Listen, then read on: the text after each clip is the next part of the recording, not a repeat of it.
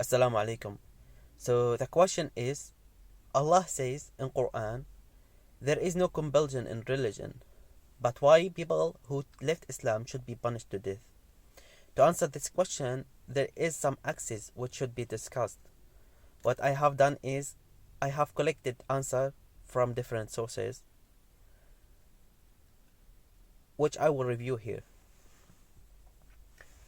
First of all, we should understand that Islam is like not same other religions. It's like a faith which you believe in or practice when you have free time, and that's all. Islam was like or is a faith, is a religion, it's a lifestyle, and it's a government. It's also inheritance rules. So it is like a lifestyle. Your lifestyle since you're born to until the day you die. Your life has been arranged in some way, which preserve your rights, and there you have some responsibilities. And at the time of Prophet Muhammad alayhi salatu wasalam, he was like a newborn government, a newborn law, which is the Islamic law, and it was like a revolution which has started newly, and they were like very weak, and they were like fought or being attacked from all other tribes and other areas around them.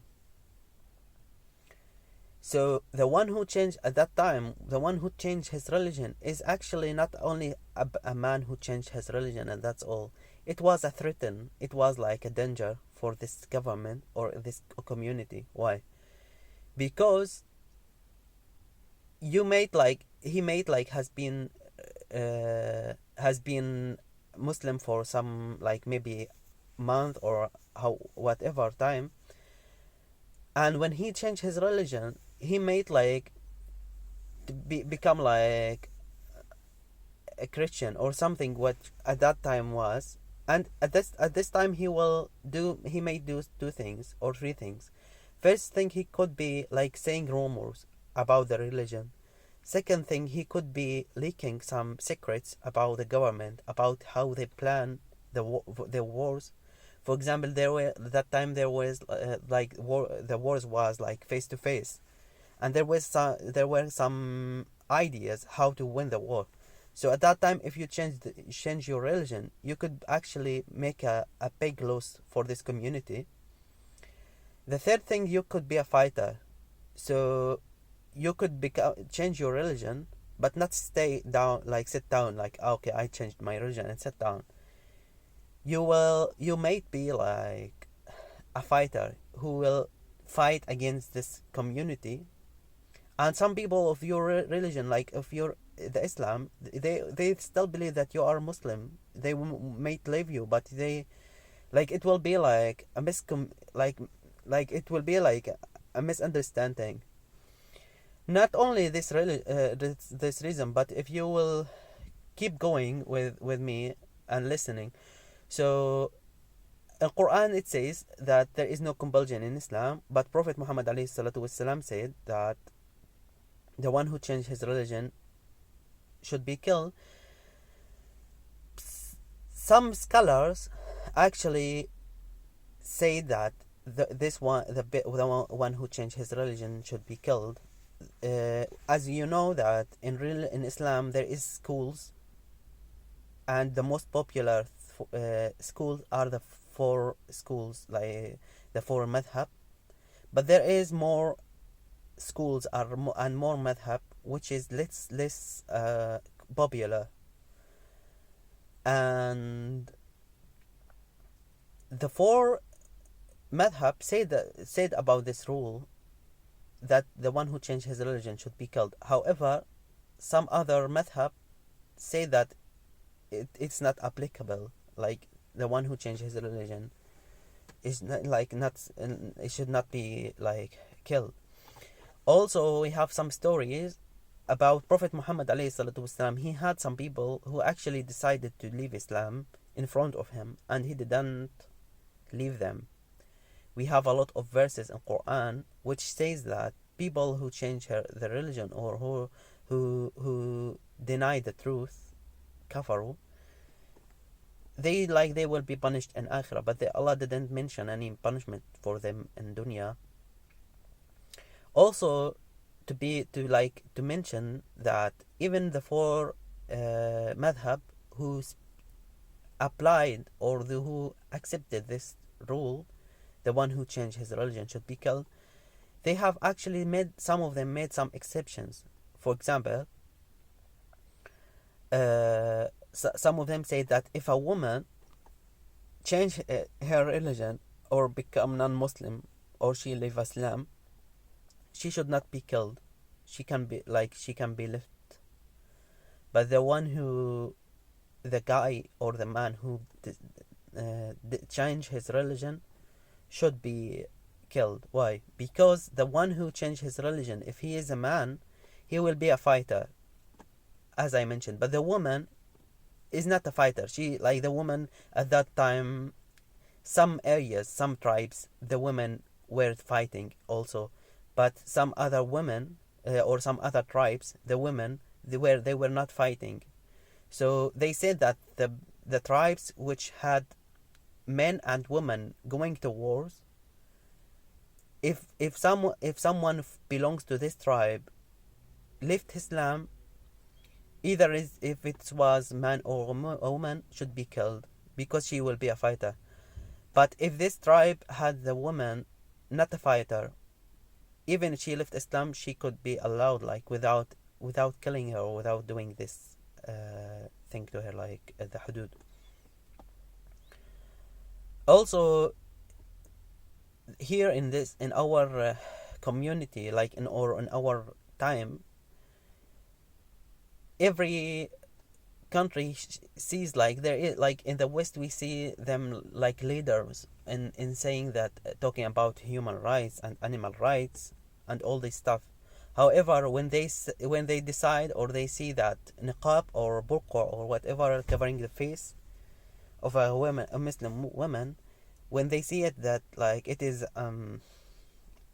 a threat to them, they don't like it. They decide that it is we are still, they say, we are still the leaders of human rights. However, we don't want to see in our streets a woman covering her face. When they see someone doing that, they will give her taxes. She will have to pay money for taxes for the government, or other punishments. Nowadays, the European Union, they say that even if you are an owner of a company, you can decide this woman to work with you based on her clothes. How? If, for example, the story begins that when two women were expelled from their job because they were wearing a hijab. So they have applied, they have given an issue about this topic, and they discussed it in the European Union. They came to conclusion that everyone has the right to decide whatever he wants. For example, if I have a company and you are a girl who is wearing hijab, I can look at you, say in the interview, you are wearing hijab. You should take off your hijab and work with me, or you are goodbye. Yeah, you cannot work here, even if you are qualified, even if you have everything I need. But because you wear hijab, I don't like you. I don't want you. They allowed it. They say that, okay, it's allowed. It's up to you. So every country and every community is actually deciding what they see is correct, even if some people actually seeing it wrong. And at that time, as we say that the people this hudud, this had Ridda, it's called had Ridda, is actually applicable because the man who changed his religion will be a threat to that community. But if he is not a threaten, if he will not threaten this community, if he will not be a fighter, so there is no benefit of killing him. And in Islam, Allah says that in the same verse, when Allah says there is no compulsion in religion, Allah said the truth has been clarified, and it is like crystal clear from the error. Allah is telling you that if you decide to be like, there is no compulsion in religion, you see the truth and you see the wrong, select whatever you want. Allah said that clearly.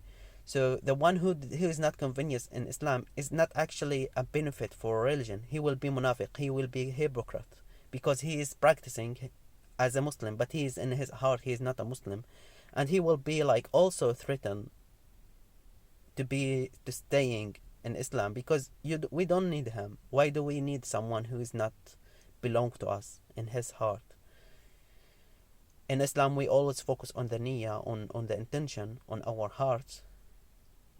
We like, and Prophet Muhammad ﷺ said, when you decide to do something, when you have the intention to do something good, and you didn't do that, you will get the reward for that thing, even if you didn't do that, because you had that intention.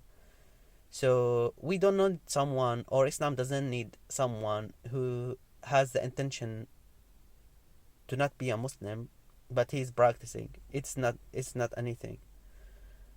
I think it's clear until this point. I hope I could answer the question, and if you have another question, you can tell me. Also, I will try to check out that if I have said everything I have found out.